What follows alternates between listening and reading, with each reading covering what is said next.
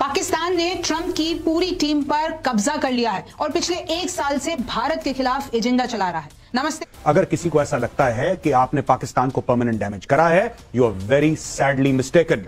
और कड़वी सच्चाई यह है कि हमारा सबसे पक्का दोस्त रूस, जिसके साथ भारत ने जीने मरने की कसम खाई थी, आज वो रूस पाकिस्तान और चीन के साथ खड़ा दिखाई दे रहा, हाथ मिला। बिस्मिल्लाहिर्रहमानिर्रहीम, अस्सलाम वालेकुम नाज़रीन, आप देख रहे हैं ग्लोबल अफेयर और मैं हूं मोहसिन राना।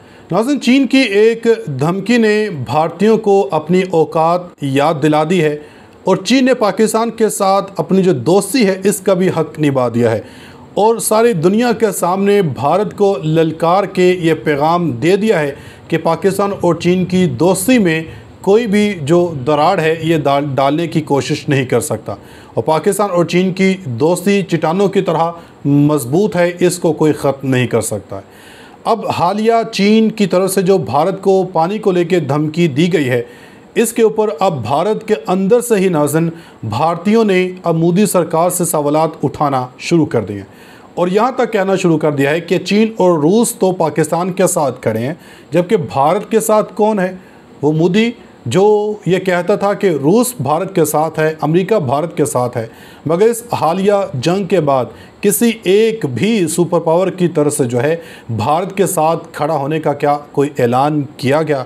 सिर्फ और सिर्फ इसराइल के अलावा किसी भी सुपर पावर की तरफ से नाज़रीन भारत के साथ इस हालिया जंग में जो है ऐलान नहीं किया गया कि हम भारत के साथ खड़े हैं, बल्कि उल्टा रूस ने, चीन ने, तुर्किया, अज़रबैजान, यहाँ तक कि अमेरिका की तरफ से भी पाकिस्तान के साथ खड़ा होने का ऐलान किया, क्योंकि अमेरिका ने भारत को जो है कह के ये जंगबंदी करवाई।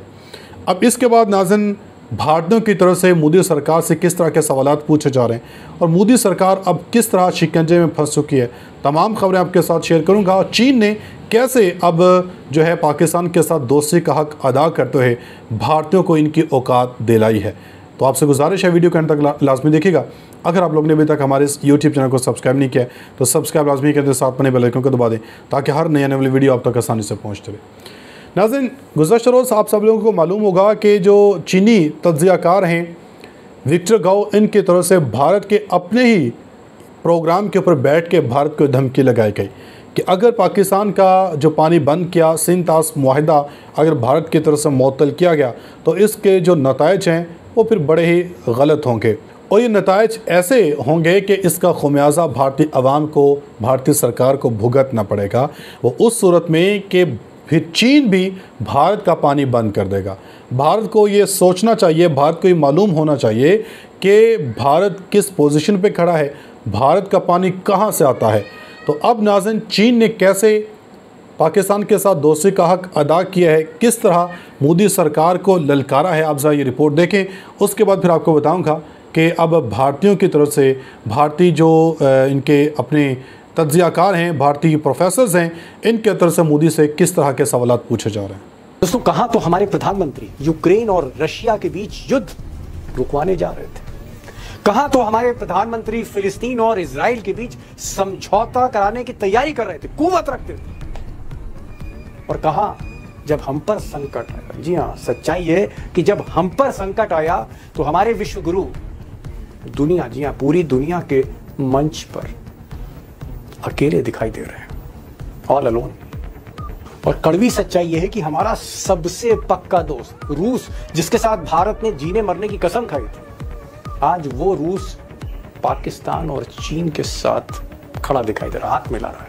यही नहीं, बांग्लादेश, जिसको हमने आजादी दिलाई, जिस बांग्लादेश को हिंदुस्तान ने क्रिएट किया, आज बांग्लादेश चीन के पीछे खड़ा होकर भारत को आंखें दिखा रहा है। और सबसे बड़ा संकट यह है कि आज जिस तरह से चीन पाकिस्तान को भारत के मुखालिफ मजबूत करता जा रहा है, उसको सैन्य हथियार दे रहा है, उसको आधुनिक जहाज दे रहा है, और यही नहीं, पाकिस्तान के साथ नॉर्थ कोरिया, नॉर्थ कोरिया के साथ रशिया, रशिया के साथ ईरान, इस तरह का समीकरण चीन बना रहा है और जाहिर तौर पर भारत को दबाने की हर तरह की कोशिश है। अब दोस्तों, बात यहीं खत्म नहीं हुई।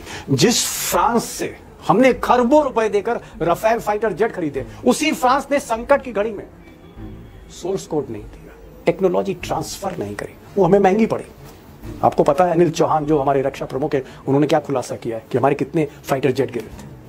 फ्रांस ने मौके पर हमें टेक्नोलॉजी ट्रांसफर नहीं करी, और जिस अमेरिका से सबसे ज्यादा उम्मीद थी, सबसे ज्यादा होप थी, उसके लीडर ने, डोनाल्ड ट्रंप ने जितना अपमान पिछले महीने भर में भारत का किया है, इतनी हिमाकत दुनिया का कोई नेता 75 बरस में नहीं कर पाया। और सबसे बड़ा सवाल, सबसे गंभीर सवाल यह है कि हमारे आपके देश के टैक्स के पैसे से जो प्रधानमंत्री पूरी दुनिया घूमता रहा 11 साल, हर देश गया, अमेरिका 10 बार गए, 10 विजिट्स टू अमेरिका, रूस 7 बार गए, चाइना 5 बार गए, झूले में झूले, शी जिनपिंग से कई बार चाय पिलाई बड़े बड़े नेताओं को, दुनिया भर में डंका पीटा गया कि विश्व गुरु ने दुनिया जीती, सबसे पॉपुलर लीडर है दुनिया में।